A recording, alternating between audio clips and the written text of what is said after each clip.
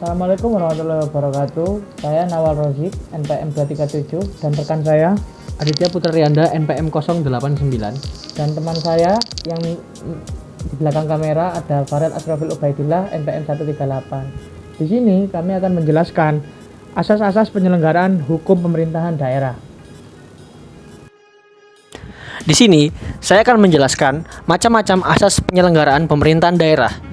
Asas-asas penyelenggaraan pemerintahan daerah dibagi menjadi 3, yaitu desentralisasi, dekonsentrasi, dan tugas pembantuan, atau yang dalam bahasa Belanda disebut dengan medebewin atau zelbestuur.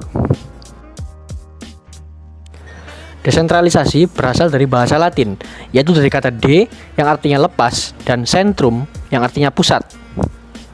Maka desentralisasi bisa berartikan melepaskan diri dari pusat. Menurut UU nomor 23 tahun 2014, desentralisasi adalah penyerahan urusan pemerintahan daerah oleh pemerintahan pusat berdasarkan otonomi. Ada beberapa alasan dibentuknya desentralisasi. Alasan pertama, agar tidak terjadi penumpukan kekuasaan. Alasan kedua, supaya terwujudnya pemerintahan yang demokratis. Dan yang terakhir, terciptanya pelayanan publik atau public service yang efisien, ekonomis, dan efektif. Sistem desentralisasi tentunya memiliki kelebihan dan kekurangan. Yang pertama, saya akan menjelaskan tentang kelebihan desentralisasi. Yang pertama, lebih fleksibel melakukan berbagai perubahan karena bisa menyesuaikan dengan perkembangan zaman secara cepat. Yang kedua, pelaksanaan tugas akan lebih efisien karena tugas-tugas tersebut telah dibagi-bagi kepada daerah. Yang ketiga, desentralisasi ini bisa menjadi alat pemersatu politik, dan kita menyambung kepada alasan keempat, bisa mencegah keinginan daerah untuk memisahkan diri. Di samping memiliki kelebihan-kelebihan yang saya sebutkan tadi, tentunya desentralisasi tidak lepas dari kelemahan-kelemahan yang ada. Yang pertama, desentralisasi ini berpeluang untuk menyebabkan ketimpangan daerah. Yang kedua, desentralisasi juga memungkinkan terjadinya fanatisme daerah. Yang ketiga, desentralisasi berpeluang itu untuk adanya pemisahan diri daerah-daerah kepada pusat. Lalu yang terakhir, desentralisasi ini juga berpeluang untuk menjadinya perselisihan antar daerah karena tidak ratanya pembagian tugas tersebut. Dekonsentrasi. Pada pasal 1 ayat 9 Undang-Undang nomor 23 tahun 2014 menjelaskan bahwa dekonsentrasi adalah pelimpahan sebagian urusan pemerintahan yang menjadi kewenangan pemerintah pusat kepada gubernur sebagai wakil pemerintah pusat, kepada instansi vertikal di wilayah tertentu, atau kepada gubernur dan bupati atau wali kota sebagai penanggung jawab urusan pemerintahan umum.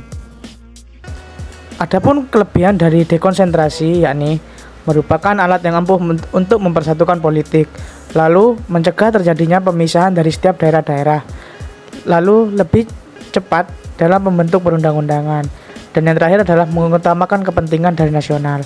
Namun, di setiap kelebihan pasti ada kelemahannya, yakni diantaranya adalah kewenangan yang dimiliki pusat semakin kompleks dan cenderung sulit mengambil keputusan dalam permasalahan lokal, dan yang terakhir adalah prakarsa daerah menjadi semakin terhambat.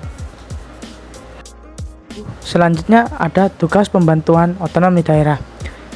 Tugas pembantuan otonomi daerah ini telah dijelaskan di dalam pasal 1 angka 11 Undang-Undang nomor 23 tahun 2014 yang dimana berbunyi, tugas pembantuan adalah penugasan dari pemerintah pusat kepada daerah otonom untuk melaksanakan sebagai urusan pemerintah yang menjadi kewenangan pemerintah pusat atau dari pemerintah daerah provinsi kepada daerah kota atau kabupaten, di mana untuk melaksanakan sebagian urusan pemerintah yang menjadi kewenangan dari pemerintah yang ada di provinsi.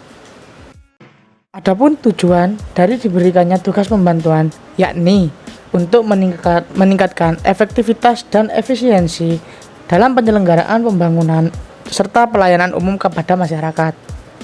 Di dalam pemberian tugas pembantuan ini memiliki tujuan agar dapat memperlancar pelaksanaan tugas dan penyelesaian permasalahan yang ada di setiap daerah, dan juga membantu mengembangkan pembangunan yang ada juga di setiap daerah sesuai dengan potensi dari karakteristik di daerah tersebut. Video dari kelompok kami, kurang lebihnya mohon maaf. Wassalamualaikum warahmatullahi wabarakatuh.